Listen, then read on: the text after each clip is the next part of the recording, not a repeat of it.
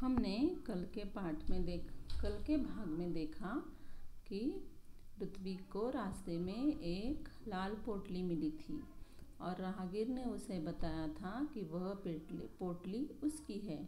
तो ऋत्विक ने वह खोली भी नहीं और वह पोटली राहगीर को दे दी। और सुबह ऋत्विक उसी पेड़ के नीचे जा बैठा जहाँ उसको परी मिली थी। तो आज भी वहाँ परी आई थी और परी ने ऋत्विक से कहा कि कैसे हो। तो ऋत्विक ने कहा ठीक हूँ। तभी परी ने कहा कि अपनी आंखें बंद कर लो, मैं तुम्हें इनाम दूंगी। तो ऋत्विक ने कहा किस बात का इनाम आप मुझे देना चाहती हो। तुम उत्तीर्ण हो गए इसलिए, परी बोली। परी की बात ऋत्विक के समझ में नहीं आ रही थी। उसने आंखें बंद कर ली। परी ने ऋत्विक उसके हाथों में एक मखमली थैली पकड़ा दी। ऋत्विक ने देखा तो हैरान रह गया। यह तो वही पोटली थी जो उसने राहगीर को दी थी। परी ने कहा कल मैंने ही तुम्हारी ईमानदारी की परीक्षा ली थी। वह राहगीर भी मैं ही थी, इसलिए मैं तुम्हें यह इनाम दे रही हूँ। तो ऋत्विक ने जब परी से पूछा कि तुम मुझे किस बात का इनाम देना चाह रही हो, तो परी बोली कि तुम मेरी परीक्षा में उत्तीर्ण हो गए, तुम मेरी परीक्षा में पास हो गए, इसलिए मैं तुम्हें इनाम देने जा रही हूँ। और यह परी की बात ऋत्विक के समझ में नहीं आ रही थी। तभी ऋत्विक ने अपनी आंखें बंद कर ली तो परी ने वही लाल मखमली थैली ऋत्विक के हाथों में पकड़ा दी। तो ऋत्विक ने देखा तो वह हैरान हो गया, क्योंकि वही पोटली थी जो उसने राहगीर को दी थी। तो परी ने कहा कि मैं तुम्हारी कल ईमानदारी की परीक्षा ले रही थी, यानी कि वो जो राहगीर था वह मैं ही थी। तो इसलिए मैं तुम्हें इनाम देने जा रही हूँ, ताकि तुमने पोटली खोली भी नहीं, क्योंकि उस पर तुम्हारा हक नहीं था, इसलिए तुमने पोटली खोली भी नहीं और वह पोटली तुमने ईमानदारी से राहगीर को दे दी, इसलिए मैं तुम्हें यह इनाम दे रही हूँ। परी ने ऋत्विक को समझाया, ईमानदार व्यक्ति के जीवन में किसी वस्तु की कमी नहीं होती। जाओ, अब तुम्हें मनचाही वस्तु मिलेगी। ऋत्विक के पास शब्द नहीं थे जिनसे वह परी को धन्यवाद देता। खुशी से उसकी आंखें भर आई। आंखें भर आना यानी कि दुखी होना।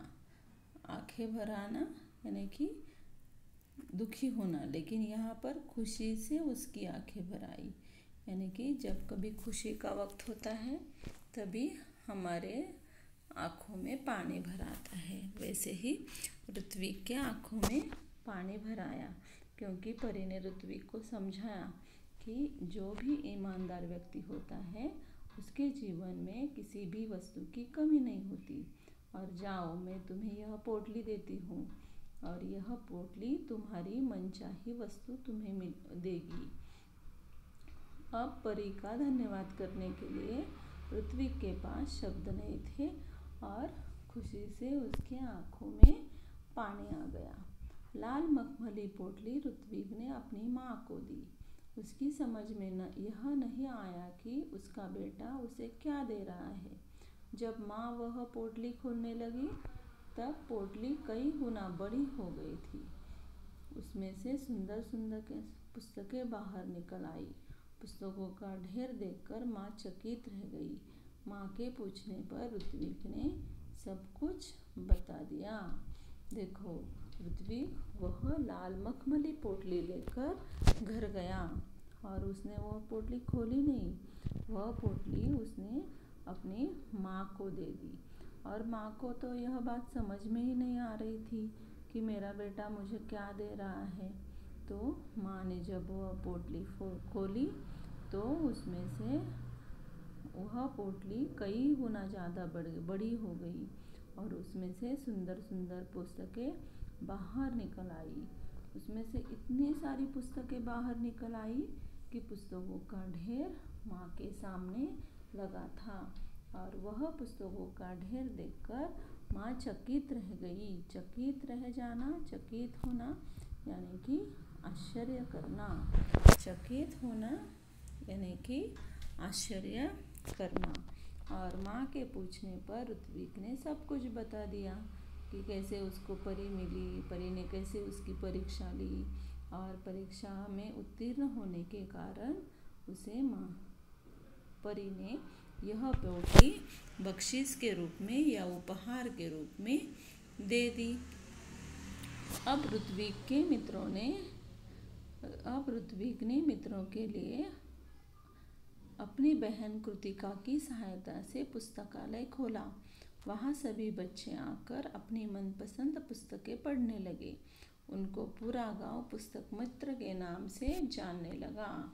अभी बहुत सारी पुस्तकें आई थी पोटली से बाहर, तो वह पुस्तकों का ढेर उसने अपनी मित्रों के लिए खुला कर दिया। यानी कि जब ऋत्विक की जो बहन थी कृतिका, उसकी सहायता से उसने एक पुस्तकालय खोला और उस पुस्तकालय में यह सब पोटली से बाहर आई जो पुस्तकें थी, यह सब पुस्तकें उसने पुस्तकालय में रखी और उसने अपने मित्रों को बताया, अगर आपको पुस्तकें पढ़ने का शौक है तो मेरे यहाँ आकर आप पुस्तकें पढ़ सकते हैं।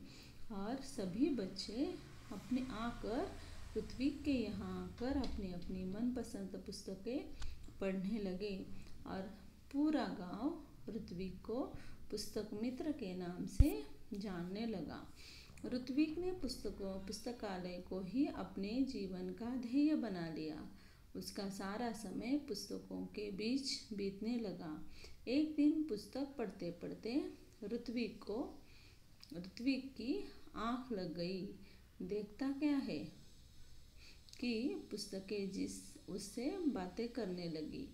उससे एक पुस्तक ने पूछा, ऋत्विक, अगर तुम अपने जीवन में बड़े आदमी बनोगे तो क्या तुम हमारा साथ छोड़ दोगे, हमें भूल जाओगे? ऋत्विक ने कहा, नहीं नहीं, अब तो तुम ही मेरे साथी हो, मित्र हो।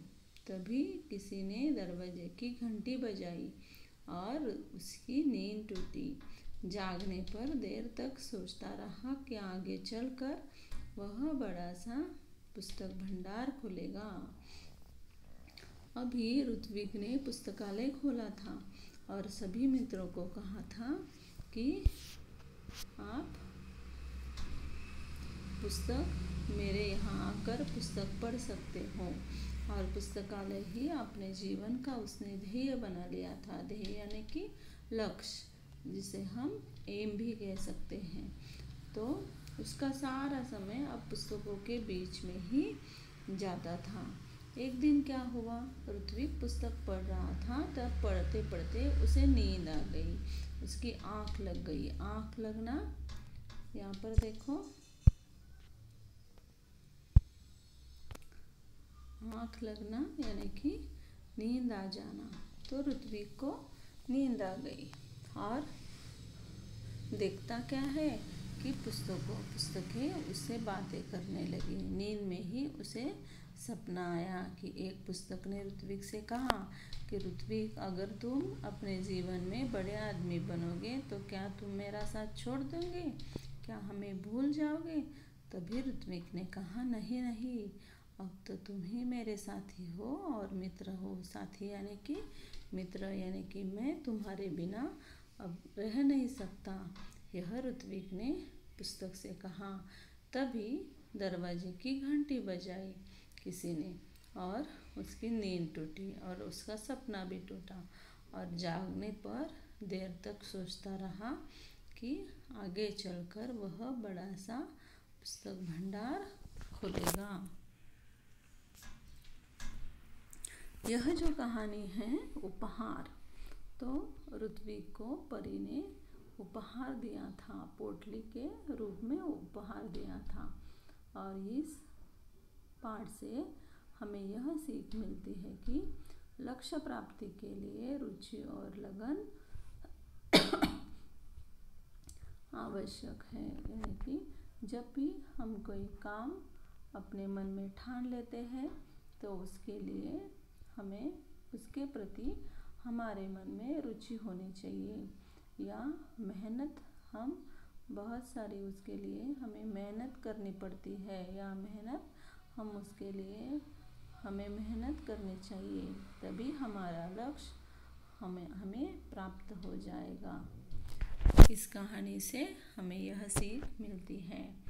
तो सभी बच्चे आज यह कहानी पढ़ेंगे और शब्द वाटिका में जो भी मुहावरे दिए हैं, जैसे कि आँख भर आना, दुखी होना, तय करना, निश्चय करना, चकित होना, आश्चर्य करना, आँख लगना, नींद आ जाना, इन सभी मुहावरों का आज अपने वाक्य में प्रयोग करके मुझे भेजेंगे। ठीक है।